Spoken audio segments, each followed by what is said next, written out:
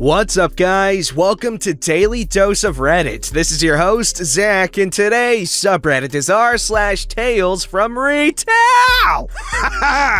This story's called, I Get to Scare a Thief. I used to work as a retail supervisor for a hospital hotel for years. I got a lot of stories during that time, but this is one of my favorites. The first time we see the person in question, he was grabbing a tray and heading over to the soup bar. I remember distinctly that he was wearing a very bright, memorable Hawaiian shirt. Was it me? I was working the register, so I had a pretty good vantage point of most of the area customers would be, which makes it easier to keep an eye on everyone and everything. The man came up with his tray of soup, staring straight ahead. Worried he would pass me and forget to pay, I said in my winning customer service voice, "Hello, sir." He kept walking. "Sir, you have to pay for that." Still no response, and he didn't even speed up his walk. "Sir, sir." Being a woman on the shorter side, there was no way for me to stop him, so I picked up the phone and dialed security. The man decided to walk out into our courtyard, which just so happened to not double as an exit. Security came to me, asked me about what had happened, then went to go talk to the individual. He ended up being escorted off the premises, and we thought that was that. Just a very bold thief. But no, it couldn't stop there. It was a slow day, so hours later, I was chatting with a coworker, me behind my counter, my coworker on the other side. Out of the corner of my eye, I noticed a very familiar Hawaiian shirt. The thief had returned. Now, for me personally, I like to give people the benefit of the doubt, so I didn't say anything at first, but I did keep half an eye on him while I chatted with my work friend. On the complete other side of the room from where I was, trust me, huge room, I saw the man pick up a bag of chips and stuff them in his shirt. I was pretty ticked off, so before I could think, hesitate, or finish the sentence I was on in my conversation,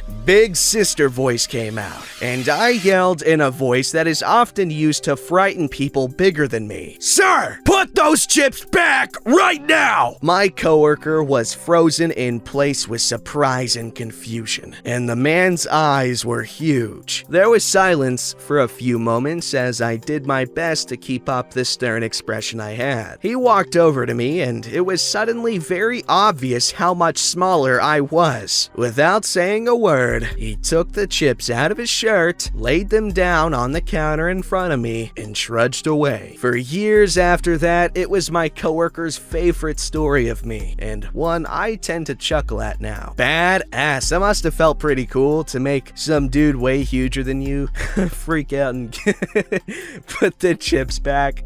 I wish there was video of that. This story's called Angry Coupon Lady. Coupon, whatever. This happened back in 2008, in November. My department store was well into the holiday season, with lines of 20 to 30 people at any given time. All 4 registers in our pod were staffed and going full steam as we helped people who often had massive piles of clothes to purchase. It was barely controlled chaos. To add to this, we had timed coupons that started at 4 p.m., no exception.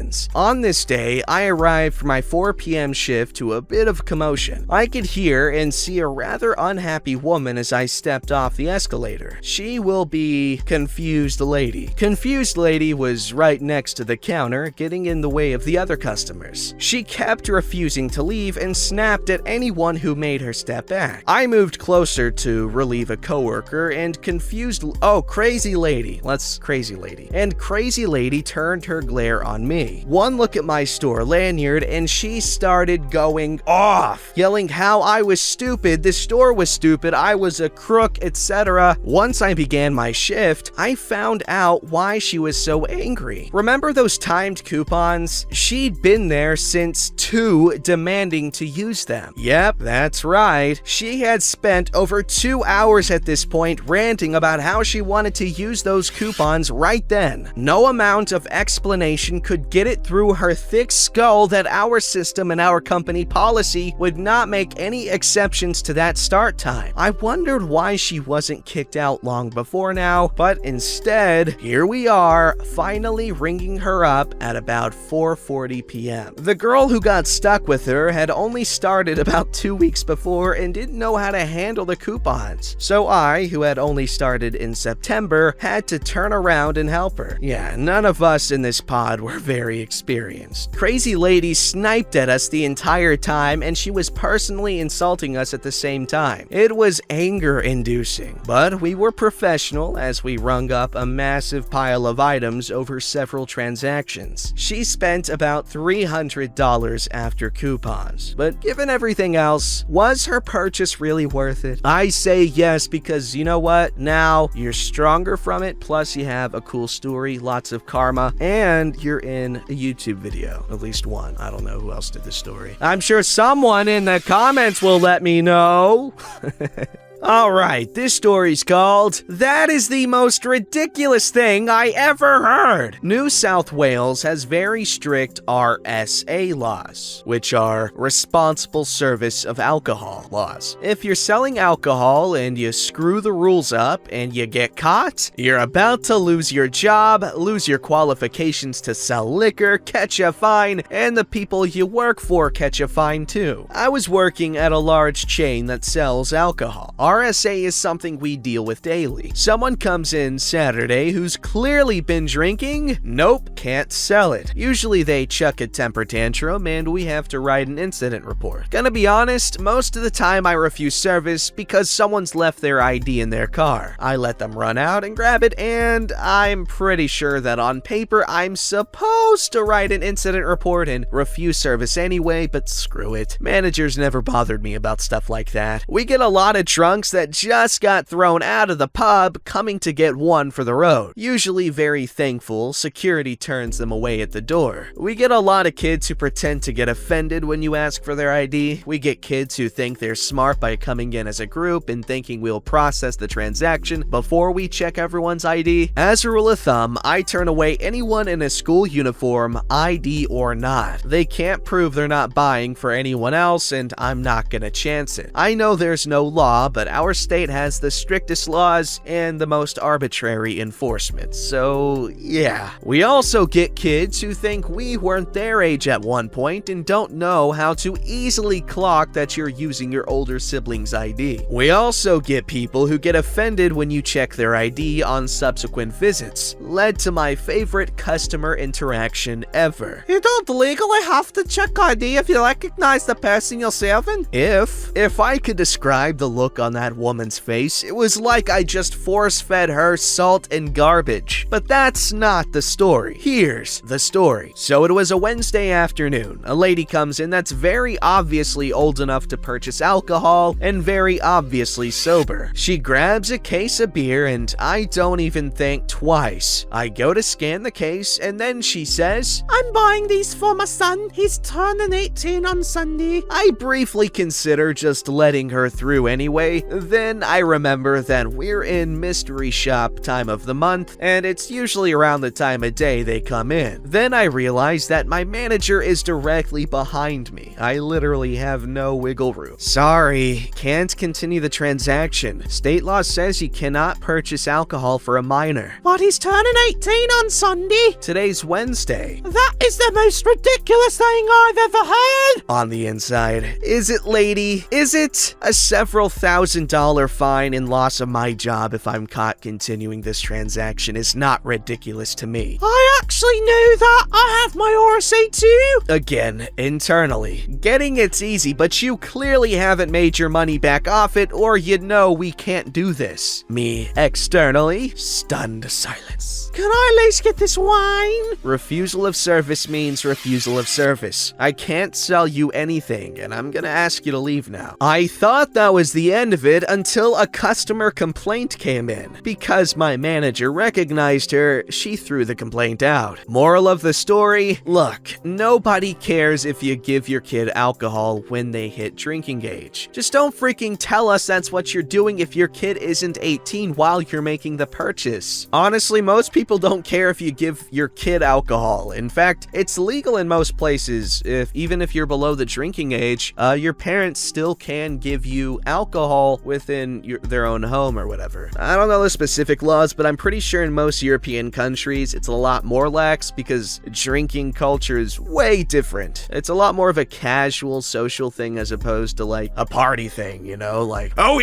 we're not allowed to drink, so let's get drunk and party, man! Like, it's more acceptable, so it's less likely to be like a, ooh, guilty pleasure sort of thing. At least from what I've heard. But what do I know? I've never lived anywhere in Europe. Alright, this story's called Customer Intentionally Uses Broken Down Bathroom and Then Threatened to Sue. Happened around 2018 at the arts and crafts store I used to work at. The women's bathroom was notorious for breaking down every other week. For reasons that still elude me, the store never contacted a plumber to handle this. Only thing we were ever told was that the pipes were old or something. It was already bad enough that they never hired another janitor after our previous one retired, so the assistant managers were left dealing with bathroom cleaning on top of their additional responsibilities. Anyway, on yet another instance of the bathroom breaking down, floor was flooded. This time around, there were 3 rows of tape set in front of the door that also held up a very obvious sign saying in bold letters that the bathroom was closed and out of order. If you had to go in, you had to duck under the tape to then open the door. The men's bathroom was available, and we just had to knock ahead of time. A sign was placed on the door to briefly explain why. It was around 10 a.m. that day, and the store was borderline empty. And with all of us doing our separate tasks, we didn't notice a customer even going into the bathroom. What we do notice a short time later is her complaining to a fellow coworker over how unsanitary the bathroom was and how she was going to sue. One of our assistant managers told her it was closed and taped off for a reason. Customer bluntly said that it didn't matter. Assistant manager wished her luck in finding a lawyer that would take her case. Customer never came back. That's why signs are so important, because then if someone is stupid enough to get injured even with a sign there, well, like at that point, it's just This story's called, Going, Gone! Tales from a Fireworks Tent. Background! I own and operate my own retail stores. They're actually seasonal fireworks tents, but not like any tent you've seen before. They're a massive fireworks heaven, where the party and the insanity climax on the 4th of July and New Year's Eve. Story! In case you didn't see it on the news, the US demand for fireworks leading up to the 4th of July was up by more than 200%. I'm guessing it was a combination of people wanting to blow off steam and cities canceling fireworks shows. As you can imagine, the entire sales period was a madhouse, with lots of stores running out of fireworks early. I was actually way overstocked, or at least I thought I was. In the beginning of 2020, the firework factories in China were unexpectedly shut down for months due to the Brovid outbreak, causing a national shortage of fireworks in the US. Luckily for me, I'd actually accepted a late shipment of fireworks near the end of 2019 that someone else had refused. Sometimes dumb luck beats careful planning. Nathan Drake versus Batman. I want to see that. Welcome to owning your own business. Batman would probably win. By late afternoon on the 4th, we were busier than I had ever thought possible. Apparently, we were just about the only place nearby with fireworks still on the shelf, and people were pouring in from all over. We were stocking as fast as we could, and some of our most popular items were quickly running out. I was bouncing around and trying to help as many people as possible when one of my employees flagged me down. He had some guys who were giving him a hard time, and they wanted to see the manager. I walked over and introduced myself to the 2 guys who were probably in their late 20s. They were immediately rude and and informed me that they had driven over an hour to buy a specific mortar pack, and that I needed to make it worth their while. They insisted on a 50% discount for their gas and inconvenience. I straight up cry-laughed in their faces. Seriously, if you want a deal on fireworks, don't wait until the last minute when I'm getting absolutely hammered and selling out of everything. You see those boxes on the shelf? That's all I have left. The deal is that you should buy one now before they're all gone. Blah, blah, blah! I can get them cheaper somewhere else! Idiot, you just told me you drove an hour because I'm the only place that has any left. Blah, blah, blah! Seriously, as I watch the remaining boxes disappearing, you should grab it now if you want that. Blah, blah, blah! Is there a fireworks store? Always give us a discount, blah, blah, blah! Gentlemen, as a woman grabs the last box in front of us, the problem has been solved. We're all sold out. Apparently, this kicked their stupidity into overdrive. One of them starts shouting and tries to take the last box from the woman who had just picked it up. I stepped between them and let them know that it's time for them to leave. They continued yelling at me and kindly offered to kick my ass and set the place on fire, getting the attention of pretty much everyone in the place, including the uniformed off-duty police officer that I hire for security. I told the officer that I was too busy to bother with them and to just tell them to leave. He ran their info anyway and let them debate life in the back of his car for 30 minutes anyway. I hope they found a store with sparklers and snaps left on their long drive home. Hey, sounds like OP had a good freaking couple of days this year with all those fireworks sales, but I hope everyone was being responsible and no one caught a certain potentially deadly pathogen. If you guys know what I'm referring to, I'm just gonna give them the benefit of the doubt and enjoy the story. Like above the title, the story where they have all the awards and stuff, it says light fuse and run like hell. Lighting a fireworks tent on fire would be something I want to see. I'm pretty sure that's been on video before. So many fireworks. Don't forget to like, subscribe, and hit that bell to never miss an episode.